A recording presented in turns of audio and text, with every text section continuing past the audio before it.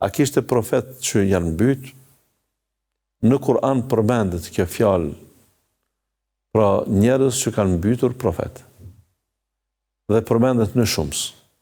Që i bie se nuk janë 1 e 2, po janë shumë. Duke ditë se në Kur'an përmenden gjithsej 25, respektivisht 28 profet, pejgamber, me emrat e tyre, atëherë i bie se ta janë pak në krahasim me atë numrin që përmendet në hadithin e të dërguarit sallallahu alaihi wasallam që kanë qenë 124.000 ose kësaj pra varësisht prej saktësisë së hadithit, pra vetëm një dim që wa in min ummetin illa khala fiha nadir, nuk ka popull që nuk ka pas të dërguar. Derisa popujt kanë qenë të shumtë, dhe këtu me fjalën popull nuk është për qëllim të nacionaliteteve në bazat kombëtare të sotme, pra të thuhet shqiptar kanë pas një profet dhe kjo ka mjaftuar, por popull quhet banorët e një vendi në një kohë të caktuar. Pra për këtë edhe mund të ketë pas tek një komunitet në gjuhën e sotme, pra tek një nacionalitet disa profet.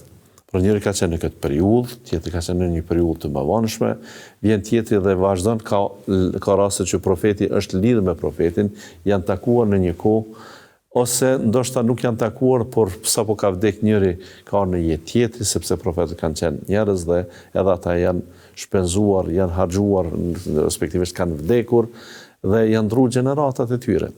Pra, kësaj a ka pas pejgamber të vdekur, të mbytur, po. Disa thonë 60 sosh janë të mbytur nga popujt e tyre.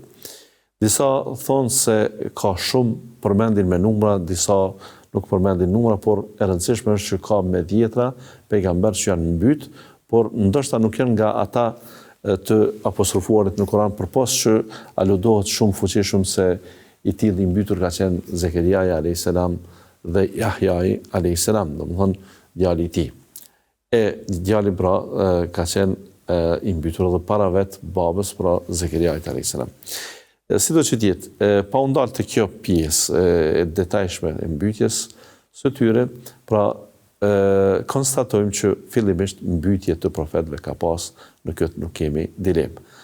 E ajo dilema që për ne ishte pse u mbytën profetët, çka ndodhi që kjo kategori e shoqërisë që janë të mirë, që janë të besueshëm, që janë të pranueshëm, pse pikrisht këta të mbyten, pse pikrisht këta të psojmë, pse këta duhet të mos jenë më në jetë, ajo që ne metuam dhe dëshiruam që ta fokusojmë këtë pjesë, pra është pyetja kjo. Pse ndodhi një gjë e tillë?